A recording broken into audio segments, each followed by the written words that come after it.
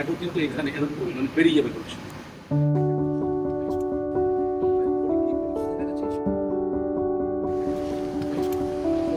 মরমিয়া মন হচ্ছে inspired from a story of Fyodor Dostoevsky, Russian লেখক, পৃথিবী বিখ্যাত লেখক। তার একটি গল্প থেকে ইন্সপায়ার্ড হয়ে ওই নাটকটি করা। বিয়ার আগে আমি ওরা স্পষ্ট ভাষায় বুঝাইছিল, দেখো আমাদের খাই খরচা বাবদ মানে আমার ওর আর সুধা পিসির দৈনিক 100 টাকা মানে 100 রুপিস ইজ এনাফ। কারণ আমাকে 3 বছরের মধ্যে 30 লক্ষ টাকা জমাতেই হবে।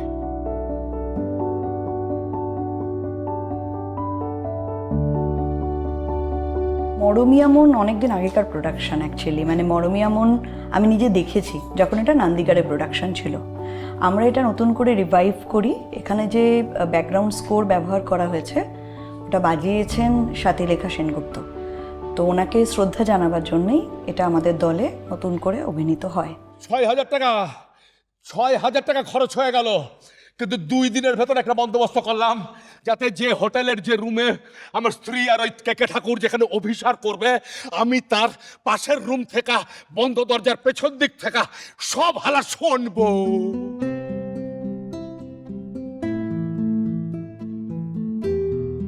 এক কথায় সম্পর্কের, গভীর সম্পর্কের নানা উত্তর, নানা দিক, নানা রং, নানা স্তর মনের কনশাস এবং সাবকনশাসনেসকে নিয়ে এই চরিত্রটি কথা বলে। যেহেতু এটা একক, তো সেহেতু আমাদের পুরো সাপোর্টিভ টিম থাকে যারা সেটের কাজ করেন বা অন্যান্য যেগুলো রিকুইজিশনস বা মেকআপ এইসবে হেল্প করেন।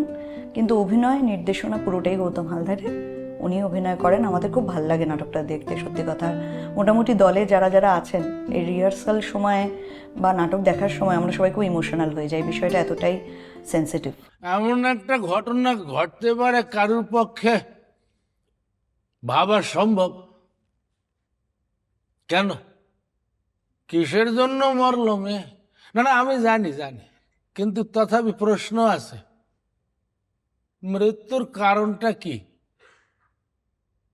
না ওই যে কথা দিয়েছিল না খাঁটি বউ হবে, পরে ওর ভয় ধরে গেল, কথা রাখতে পারবে না।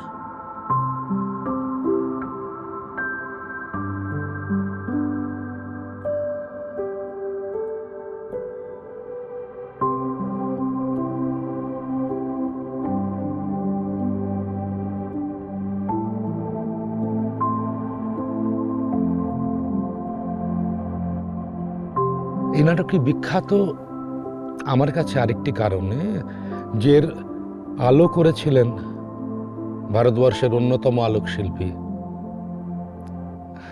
তাপস সেন। সেই আলো এখন অপারেট করেন আরেকজন, দেবাশিস চক্রবর্তী। আর এই নাটকের পেছনে আছে আরো অনেক মানুষ। একসময় রুদ্রপ্রসাদ সেনগুপ্ত এই নাটক ভাবান্তর করেছিলেন, তারপরে পাল্টে গেছে অনেকভাবে এই নাটকটি। সকাল 8টা নাগাদ ঘুম থেকে উঠলাম, কারণ চারিদিক সূর্যের আলোয় আলো। আর হঠাৎ দেখি ওই মেয়ে ওই টেবিলের পাশটায় দাঁড়িয়ে আছে, আর হাতে আমার ওই রিভলভার। আর হঠাৎ দেখলাম মেয়ে ওই রিভলভার হাতে আমার দিকে এগোয়। প্রচণ্ড নাড়িয়ে দেওয়ার মতো নাটক, মানে বিষয়টাই এমন। আর মানে খুব ভাল লাগছে বলতে যে মরমিয়া মন আমরা মানে আমাদের দল হিন্দি এবং ইংরেজিতে অভিনয় করে, শুধু বাংলায় নয়। প্রেমের নাটক, জীবনের নাটক, যন্ত্রণার নাটক, কিছু না পাওয়ার নাটক, আবার সবকিছু পাওয়ার নাটক, স্বপ্নের নাটক, আশার নাটক, আকাঙ্ক্ষার নাটক, এই নিয়েই মরমিয়া মন।